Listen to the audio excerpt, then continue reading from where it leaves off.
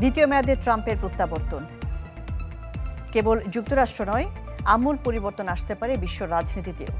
গাজায় সাময়িক স্থিতিশীলতা ফিরলেও ট্রাম্পের আমলে ইরান সহ বিভিন্ন ফ্রন্টে বাড়তে পারে অস্থিরতা। জটিল হতে পারে চীনের সাথে সম্পর্ক।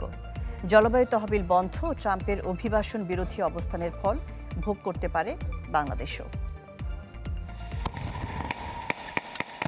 ইউক্রেন যুদ্ধ, মধ্যপ্রাচ্যে অস্থিতিশীলতা আর বিশ্বজুড়ে নানামুখী অনিশ্চয়তার মাঝেই দ্বিতীয়বারের মতো হোয়াইট হাউসের চালকের আসনে ডোনাল্ড ট্রাম্প। বিশেষজ্ঞরা বলছেন তার এই প্রত্যাবর্তনে আগামী 4 বছরে নতুন মোড় নেবে বিশ্ব রাজনীতি। পরিবর্তন আসতে পারে বৈশ্বিক অর্থনীতিতেও। যুদ্ধবিরতির মাধ্যমে গাজায় সাময়িক স্থিতিশীলতা ফিরলেও জটিল হতে পারে ইরানের সাথে সম্পর্ক। তবে আব্রাহাম অ্যাকর্ডের মাধ্যমে সৌদি আরবের সাথে সম্পর্ক প্রতিষ্ঠার পথে হাঁটতে পারে ট্রাম্প প্রশাসন।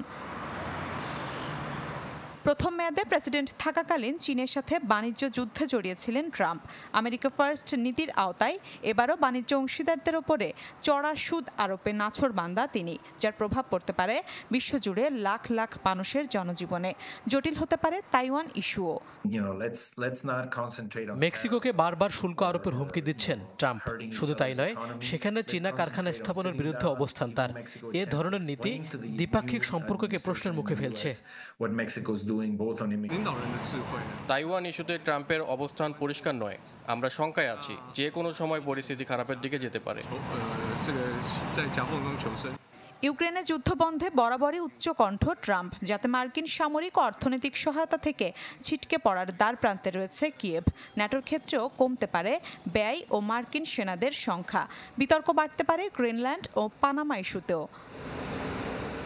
ট্রাম্পের ক্ষমতায় বাংলাদেশের সাথে সম্পর্কের সমীকরণ কেমন হবে তা নিয়েও সরগরম রাজনীতির মাঠ। তবে তা মাথায় না নিয়ে প্রকৃত গণতন্ত্রের চর্চা অব্যাহত রাখার পরামর্শ বিশেষজ্ঞদের।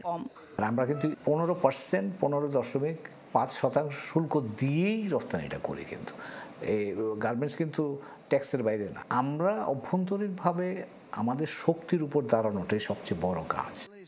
বিশেষজ্ঞরা বলছেন দ্বিতীয় মেয়াদে অভিবাসন, জলবায়ু ও রোহিঙ্গা সংকটের মতো বৈশ্বিক ইস্যুগুলোতে ট্রাম্পের বাড়ান্তি দেখতে পারে বিশ্ব, যার সরাসরি প্রভাব পড়তে পারে বাংলাদেশে। মিলা খন্দকার, চ্যানেল 24।